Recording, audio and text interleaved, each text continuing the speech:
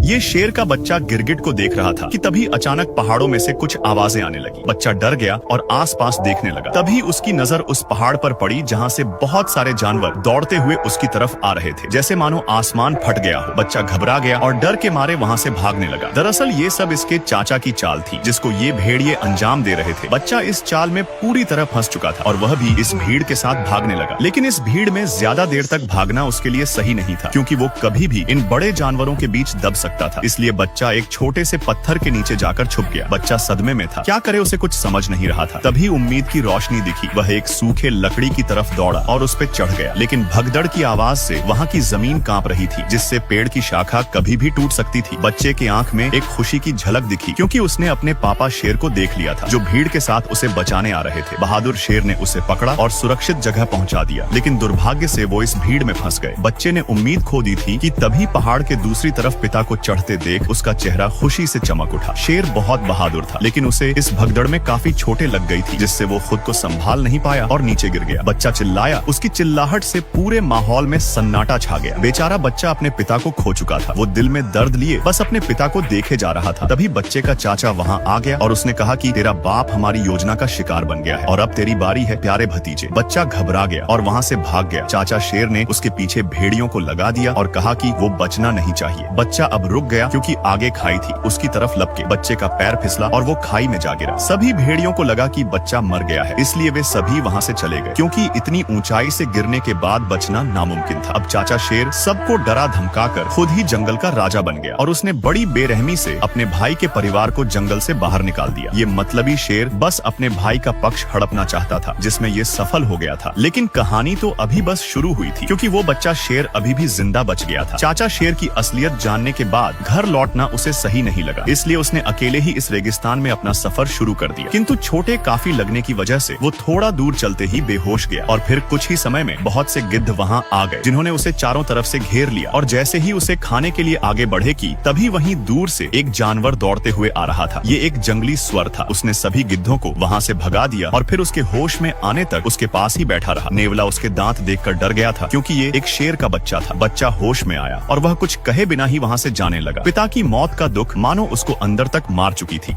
अब वो बच्चा उदास होकर यहाँ से जा रहा था। तभी नेवला और सुअर उससे बात करने की कोशिश करते हैं और बातों ही बातों में वे अच्छे दोस्त बन जाते हैं। वो दोनों उसको हौसला देते कि जिंदगी में हर कोई अपनों को खोता है, ये नियति का नियम है। लेकिन इसका मतलब ये तो नहीं कि जीना ही छोड़ दिया जाए और तुम तो एक बहादुर शेर के बेटे हो। ये सुनकर बच्चा बहुत अच्छा महसूस करता है। अब ये दोनों इसे अपने जंगल लेकर जाते हैं। जंगल को देखकर बच्चा शेर को बहुत अच्छा लगता है, लेकिन यहाँ के जानवर बच्चा शेर को देखकर हैरान थे कि ये शेर का बच्चा इनके जंगल में कहाँ से आया, क्योंकि इनका मानना था कि शेर कभी भी इनके हितैषी नहीं हो सकते। लेकिन नेवला और सुअर ने किसी की बात नहीं मानी और कुछ समय बाद सब लोग साथ में मिलकर रहने लगे। ऐसे ही साथ में रहते रहते कुछ साल बीत गए। अब वो बच्चा बड़ा हो चुका था, जिसको सब सिम्बा के नाम से जानते थे, जो बिल्कुल अपने पिता की तरह ही दिखता था। इधर चाचा शेर ने जंगल में टहलका मचा रखा था। वह अपनी भूख मिटाने के लिए निर्दोष जानवरों की हत्या करता। समय के साथ इसका लालच और भी ज्यादा बढ़ गया था। इसके राज्य में किसी को भी खाना नसीब नहीं होता था, क्योंकि ये अपने सिवा किसी को शिकार नहीं करने देता था, जिससे सिम्बा के परिवार वाले हमेशा भूखे रह जाते थे। लेकिन फिर भी सिम्बा के परिवार वाले बहुत बेबस थे। वे कुछ नहीं कर सकते थे, क्योंकि उनके चारों तरफ चाचा शेर का दबदबा था। और सिम्बा की माँ भी बहुत बहादुर थी। वह बोलती है कि हम अपने गौरव भूमि को ऐसे नहीं छोड़ सकते और न ही हम ऐसे भूखे मर सकते हैं। हमें कुछ न तो कुछ करना चाहिए। सभी उसकी बातों में हामी भरने लगते हैं कि तभी दूसरी शेरनी कहती है, लेकिन उस शेर के खिलाफ जाएगा कौन? किसमें इतनी हिम्मत है? तभी वहाँ भेड़िया आ जाता है और सिम्बा की माँ को अपने साथ लेकर जाता है। सब डरे थे कि अब क्या होने वाला है। सिम्बा की माँ शेर के पास जाती है तो शेर ने कहा कि मुझे पता है तुम लोग क्या योजना बना रहे हो, लेकिन तुम्हारी कोई भी योजना काम नहीं करेगी। सिम्बा की माँ ने कहा, आखिर कब तक तुम ऐसे निर्दोष जानवर की हत्या करोगे? बंद करो ये सब। तभी शेर कहता है कि शिकार करना हमारा फितरत है, अगर हम शिकार नहीं करेंगे तो हम खाएंगे क्या? तो सिम्बा की माँ बोलती है, लेकिन तुम गलत तरीके से कर रहे हो, यह सब गलत है। तो गुस्से में आकर शेर आदेश देता है कि ये बचा कुचा शिकार भेड़िया खाएंगे और तुम्हारा परिवार आज भी भूखा मरेगा, और फिर वहाँ से चले जाता है। इधर सिम्बा पूरी तरह से जंगल में घुल मिल गया था। वह अपने परिवार को भूल ही चुका था, लेकिन रात के घने अंधेरे में वह तारों की तरफ देखते हुए अपने पिता को जरूर याद करता और उदास हो जाता, क्योंकि पिता के मौत का दोषी वो खुद को मानता था। उसी समय उसका एक बाल टूटकर पानी में गिर जाता है, जिसे घास समझकर एक चिड़िया उठाकर अपने घोंसले में ले आती है और दूसरी चिड़िया उससे फेंक देती है, क्योंकि वह जानती थी कि ये घास नहीं एक जानवर का बाल है। अब बाल उड़कर जमीन पर जा गिरता है। तभी उस बाल को उठाकर एक चींटी लेकर जाने लगती है। वहीं पास में बैठे बंदर की नजर उस बाल पर पड़ जाती है। वह उसे उठाकर पहचान जाता है कि ये बाल सिम्बा का है, जिससे वो अंदाजा लगा लेता है कि सिम्बा अभी भी जिंदा है। ये संदेश उसके लिए और पूरे जंगल के लिए एक खुशी का संदेश था। उसे एक उम्मीद मिल गई कि भगवान के घर में देर है पर अंधेर नहीं। यहाँ सिम्बा के दोस्त पर एक शेरनी हमला कर देती है। उस जंगल में शेरनी घुस चुकी थी। सिम्बा के दोस्त अपनी जान हथेली में लेकर भाग रहे थे, लेकिन शेरनी के रफ्तार के आगे वे दोनों कब तक टिक पाते। अब दोनों का जान बचाना मुश्किल था, लेकिन तभी वहाँ सिम्बा आ जाता है और हमला कर देता है। दोनों ही शेर जाबाज थे, फिर भी शेरनी उसके मुकाबले में आगे निकल गई। उसने सिम्बा को दबोच लिया, लेकिन सिम्बा उसे पहचान लेता है और उसे लाना कहकर पुकारता है। शेरनी समझ जाती कि ये कोई और नहीं बल्कि सिम्बा है, क्योंकि सिम्बा ही उसे इस नाम से पुकारता था। दरअसल दोस्तों, लाना सिम्बा के बचपन का प्यार था, जो उसे आज कितने सालों बाद मिला था। सालों की जुदाई से दोनों बहुत भावुक हो जाते हैं। अगर प्यार में सच्चाई हो तो वो कभी न कभी जरूर मिलता है, देर से ही पर मिलता है। लाना बहुत खुश थी कि सिम्बा अभी भी जिंदा है। तभी सिम्बा ने कहा, लाना ये मेरा जंगल है, यहाँ तुम्हें बहुत सुकून मिलेगा। तो लाना ने कहा, सिम्बा ये जंगल छोड़ो और अपने घर चलो। तुम्हारे चाचा शेर ने हम पर बहुत जुल्म किए हैं। उसने हमारे देवभूमि को नर्क बना दिया है। अब तुम्हें वापस चलना चाहिए। लेकिन सिम्बा जाने से मना कर देता है और लाना को यहाँ कुछ देर और रुकने को कहता है। लाना उसकी बात मान लेती है और फिर सिम्बा उसे पूरा जंगल घुमाने लगा। लाना को ये जंगल बहुत पसंद आया था। दोनों बहुत घूमते और बहुत सारी यादें बनाते। आखिरकार कितने सालों बाद सिम्बा अपने प्यार से मिला था। अब दोनों घूम ही रहे थे कि तभी लाना कहती है, अगर तुम जिंदा थे तो फिर घर क्यों नहीं आए? तुम्हें अपने लोगों की याद नहीं आती है क्या? तुम्हारे चाचा शेर ने हम सब पर बहुत जुल्म किए हैं। हमारी दुनिया ही उसने बर्बाद कर दी। तो सिम्बा कहता है, मुझे इससे कोई फर्क नहीं पड़ता, अब यही मेरी दुनिया है। सिम्बा पूरी तरह से बदल गया था। लाना ने कहा, सिम्बा तुम्हारे पिता बहुत बहादुर थे, लेकिन तुम उनके जैसे बिल्कुल भी नहीं हो। तुम तो बहुत मतलबी और डरपोक हो। लेकिन फिर भी सिम्बा जाने के लिए नहीं बोलता है, जिससे लाना गुस्से में वहाँ से चली जाती है। अब रात को सिम्बा उदास होकर जा ही रहा था कि उसे एक बंदर दिखता है। ये बंदर सिम्बा को जानता था, लेकिन सिम्बा इसे नहीं जानता था। बंदर उसके पास जाता है, लेकिन सिम्बा उसे पहचानने से इनकार कर देता। तो बंदर कहता है कि मैं तुम्हारे पिता को जानता हूँ और चाहो तो मैं तुम्हें उनके पास ले जा सकता हूँ। सिम्बा हैरान था, लेकिन खुश भी था कि शायद उसके पिता जिंदा है। अब दिल में उम्मीद लिए वह बंदर के पीछे दौड़ पड़ा। बंदर नदी के किनारे बैठ जाता है और सिम्बा को नदी में देखने को बोलता है। जब सिम्बा नदी में देखता तो उसे अपने में पिता की झलक दिखती है। बंदर कहता है कि तुम्हारे पिता तुम्हारे अंदर है, जिससे वह जोश में आ जाता है। तभी आसमान में बिजली चमकी और एक आवाज आई। ये आवाज उसके पिता शेर की थी, जो कह रहे थे कि बेटा तू जाबाज है, तुझे हमारी गौरव भूमि को बचाना है, क्योंकि हम एक जाबाज प्रजाति से हैं और शेर जंगल का राजा होता है। राजा। ये सुनकर सिम्बा जोश से भर गया और अब उसके अंदर सोया हुआ शेर जाग चुका था। वो पूरी तरह से तैयार था। अपने गौरव भूमि को बचाने के लिए उसने जोर से दहाड़ लगाई और इस लड़ाई का आगाज कर दिया। अब यह सिम्बा का नया रूप था, जिसे हराना नामुमकिन था। सिम्बा अपने गौरव भूमि की तरफ निकल पड़ा और कुछ दूर पर उसे लाना भी मिल गई। लाना उसका यह रूप देखकर बहुत खुश हुई। अब दोनों साथ में अपने गौरव भूमि पर पहुंच चुके थे। अपने भूमि की ये हालत देख वह बहुत दुखी हो गया। तभी लाना कहती है, सिम्बा अब आगे क्या करोगे? सिम्बा ने कहा, अपनी भूमि की रक्षा करूंगा, जिसकी जिम्मेदारी मेरे पिता ने दी है। उसी समय एक पक्षी उसके पास आया। ये सिम्बा के परिवार का हिस्सा था। उसने सिम्बा को प्रणाम किया। कुछ देर बाद सिम्बा के दोस्त भी आ गए। वे जानते थे कि यह लड़ाई आसान नहीं होगी, लेकिन फिर भी वे उसके साथ खड़े थे। सिम्बा ने उन्हें समझाया कि इस राह में मौत है, तुम लोग वापस चले जाओ। तभी सुअर कहता है, हम जब तक जिंदा है तब तक तुम्हारा साथ देंगे। इस युद्ध में सभी जानवर सिम्बा के साथ कंधे से कंधा मिलाकर खड़े थे। अब सिम्बा सभी को अपने साथ लेकर आगे बढ़ा, लेकिन सामने रास्ते में कुछ भेड़िए भोजन कर रहे थे। सिम्बा ने उन सभी का ध्यान भटकाने की जिम्मेदारी अपने दोस्तों को दिया। नेवला और सुअर उनके सामने आ गए और भेड़ियों का ध्यान अपनी ओर खींच लिया। भेड़िए उन्हें देखकर दहाड़ते हुए दौड़े और इस बीच सिम्बा लाना के साथ दूसरे रास्ते से आगे बढ़ गया। दूर पहाड़ी पर बैठा बूढ़ा बंदर ये सब देख रहा था। उसकी आंखों में वर्षों का अनुभव और अब एक नई चमक थी। उसने अपने हथियार को फिर से उठाया, जिसे उसने मुफासा की मौत के बाद त्याग दिया था, लेकिन अब सिम्बा के लिए वो भी लड़ने को तैयार था। इधर चाचा शेर सिम्बा की माँ को अपनी रानी बनने को बोल रहा था। अगर उसने ऐसा नहीं किया तो वो उनके पूरे परिवार को खत्म कर देगा, लेकिन सिम्बा की माँ मना कर देती है। तो चाचा शेर कहता है, मैं मुफासा से ज्यादा शक्तिशाली हूँ। इस पर सिम्बा की माँ कहती है, तुम मुफासा के सामने भीगी बिल्ली हो। चाचा शेर गुस्से में आकर शेरनी पर हमला कर दिया। चाचा शेर की नीयत बहुत खराब थी। जिसकी नीयत खराब हो वो दूसरों का कभी भला नहीं कर सकता है। तभी एक खौफनाक दहाड़ की आवाज सुनाई दी। ये दहाड़ सिम्बा की की थी। सिम्बा को देखकर चाचा शेर डर गया। उसे लगा कि ये उसका भाई है, क्योंकि सिम्बा बिल्कुल अपने पिता के जैसे दिखता था। तभी सिम्बा ने कहा कि दूर हो जाओ मेरी माँ से। शेरनी की आंखों से आंसू बह निकले। सालों बाद वो अपने बेटे को देख रही थी। वो उसे गले से लगा लिया और कहा, बेटा इतने दिनों से कहाँ थे? तो सिम्बा कहता है, माँ अब मैं सब कुछ ठीक कर दूंगा। उसकी वापसी से जैसे पूरे परिवार को फिर से जीने की वजह मिल गई थी। अब उनकी जिंदगी में रोशनी आने वाली थी। सिम्बा को जिंदा देखकर चाचा शेर को बहुत गुस्सा आया और उसने कहा, भतीजे तुम्हें जिंदा देखकर बहुत खुशी हुई। सिम्बा ने कहा, काश चाचा तुमने थोड़ा अच्छा काम कर लिया होता तो शायद मैं तुम्हें आज छोड़ देता। तो चाचा शेर ने कहा, तमीज से बात करो, तुम इस जंगल के राजा के सामने खड़े हो। उसी समय लाना ने पूरे जंगल के सामने ऐलान किया, अब से हमारा राजा सिम्बा है और हम उसके लिए लड़ेंगे। सिम्बा के परिवार ने भी दहाड़ लगाकर युद्ध का आगाज किया। सिम्बा ने चेतावनी दी, अपनी हार स्वीकार कर लो चाचा, अब तुम्हारे पास कोई और रास्ता नहीं है। लेकिन चाचा शेर भी चालाक था। उसने कहा, अरे बच्चे, मैं नहीं चाहता कि मैं तुम्हारा काल बनूं। और तुम सबको पता है कि सिम्बा ने क्या किया है। प्यारे भतीजे, तुमने इनको बताया नहीं कि तुम अपने पिता के हत्यारे हो। अपना गुनाह कबूल कर लो और सबको बताओ कि तुम्हारे वजह से हमारे महान राजा मारे गए थे। अब सिम्बा का पूरा परिवार बेचैनी से सिम्बा को देखने लगा। तभी सिम्बा सिर झुकाते कहता, हाँ पिताजी, मेरे वजह से मारे गए थे। मौके का फायदा उठाते हुए चाचा शेर ने कहा, देखो ये है तुम्हारा मसीहा जो अपने ही बाप का हत्यारा है। आज इसी की वजह से महाराज हमारे बीच में नहीं है। और ये क्या राजा बनेगा जिसने अपने ही पिता को निगल लिया। चाचा शेर ने अपनी चालाकियों से सिम्बा की आवाज को दबा दिया और उसके पूरे परिवार को उसके ही खिलाफ कर दिया। वो कहते हैं ना, सांप भी मर जाए और लाठी भी ना टूटे। ये वाली हालत उसने सिम्बा का कर दिया था। अब चाचा शेर उसे डराने लगा और कहा, मेरे कदमों में गिर भतीजे। तभी घबराहट में सिम्बा का पैर फिसला और अब वो चट्टान पर लटका हुआ था। उसी समय अचानक से एक आग उगलती हुई बिजली गिरी। अब वो समय आ गया था जब एक पापी का अंत होने वाला था। चाचा शेर ने कहा, यही खौफ मैंने तुम्हारे पिता की आंखों में देखा था जब तुम्हारे पिता इसी तरह अपनी जान की भीख मांग रहे थे। फिर चाचा शेर ने उछलकर सिम्बा के पैर को दबा लिया और धीरे से कहा, प्यारे भतीजे, तेरे पिता को मैंने ही मारा था, बिल्कुल इसी तरह से, और आज तेरी बारी है। इतना सुनते ही सिम्बा को वो दर्द भरे पल याद आने लगे। सिम्बा की आंखों में आग जल उठी। उसने पूरी ताकत से चाचा शेर के बाल पकड़े और चट्टान पर वापस चढ़ाया और चिल्लाकर कहने लगा, कैसे भाई हो तुम जो अपने ही भाई को खा गया। तभी चाचा शेर ने कहा, ये अपना जुर्म छुपाने के लिए मुझे फंसा रहा है, इसकी बात मत सुनो। शेरनी ने कहा, जब तुमने महाराज को मारा नहीं तो तुमने उनकी आंखों में कैसे देखा। ये सुनते ही चाचा शेर का चेहरा फीका पड़ गया। अब उसका अंत करीब था। फिर भी उसने हार मानने के बजाय भेड़ियों को आदेश दिया, मार डालो इन सबको। वो सारे खतरनाक भेड़िए सिम्बा के ऊपर टूट पड़े। एक भयंकर युद्ध छिड़ गया। सिम्बा अकेले ही उन भेड़ियों का सामना करने लगा। इधर लाना ने भी परिवार को लड़ने का आदेश दिया। सिम्बा का पूरा परिवार एकाएक कर भेड़ियों पर टूट पड़ा। ये था एक भीषण युद्ध जो सदियों से रुका हुआ था। तभी इतने सारे भेड़ियों के बीच एक अकेला सिम्बा कमजोर पड़ने लगा। अपना पल्ला भारी देख सारे भेड़िए उसे मिलकर नोचने लगे।